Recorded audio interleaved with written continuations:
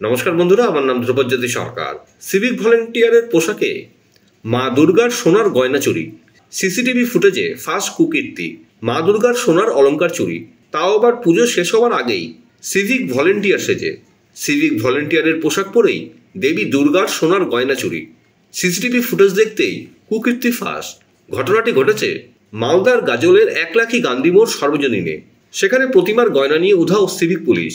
এই ঘটনায় ইতিমধ্যেই গাজল থানার 2 সিভিক ভলেন্টিয়ারকে গ্রেফতার করা হয়েছে। গ্রেফতার 2 সিভিক ভলেন্টিয়ার সহ মোট 3 জন। সকাল 9টার সময় যখন আজ মহানবমীর পুজো শুরু করলো ব্রাহ্মণ, তখন এসে প্রথমে যখন সবকিছু জোগাড়জাটা করছিল তো দেখতে পেল যে দুর্গার সোনার গয়নাটা নেই। তারপরে আমাদেরকে জানালো, তো আমরা হতবাক হয়ে গেলাম। কিন্তু পুজো যেহেতু সময়ের মধ্যেই কমপ্লিট করতে হবে, ওই জন্য আমরা পূজাটাকে রানিং রাখতে বললাম। এবং আমরা সিসিটিভি যেহেতু লাগানো আছে মন্দিরে, প্রশাসনের তরফ থেকে আমাদেরকে জানানো হয়েছিল যে সিসিটিভি অবশ্যই লাগাতে হবে, তা আমরা লাগিয়ে রেখেছিলাম। এবং সেটা সিসিটিভি সার্চিং করতে গিয়ে দেখলাম যে সিভিক পুলিশ এবং স্থানীয় একজন নাম অধীর মণ্ডল, দেখলাম যে ওখানে তারা গেটের ভিতরে ঢুকে সমস্তটাই দেখা গেল আর কি। ভিডিওটা কি দেখলাম যে ওখানে যে গহনার ইয়েটা ছিল সেটা নিয়েছে। নিয়ে ওই সিভিক পুলিশ এবং ওই যার নাম বললাম অধীর রঞ্জন, টোটাল 3 জন ছিল। 3 জন মিলেই ওটা ভিডিওতে তো তাই দেখা গেল। তারপরে আমরা এখন সকালবেলা প্রশাসনকে ফোন করলাম। অভিজিৎ বাবু এখানে আমাদের গ্রামীণ পুলিশ আসলেন, রীতিমতো তিনি সিভিকদেরকেও ডাকলেন এবং ডেকে তাদেরকে থানাতে খবর দিলেন। থানা আইসি এসছে, এখানে তাদেরকে আটক করে বর্তমানে থানায় নিয়ে গেল।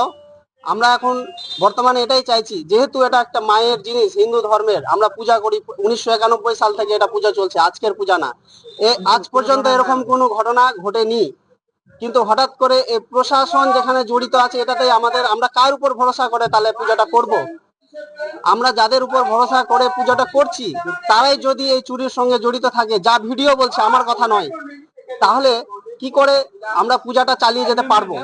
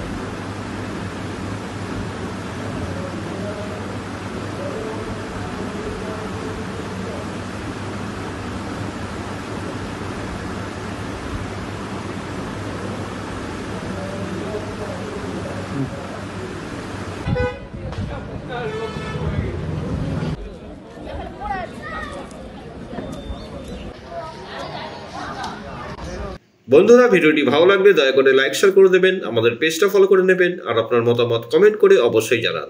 ধন্যবাদ।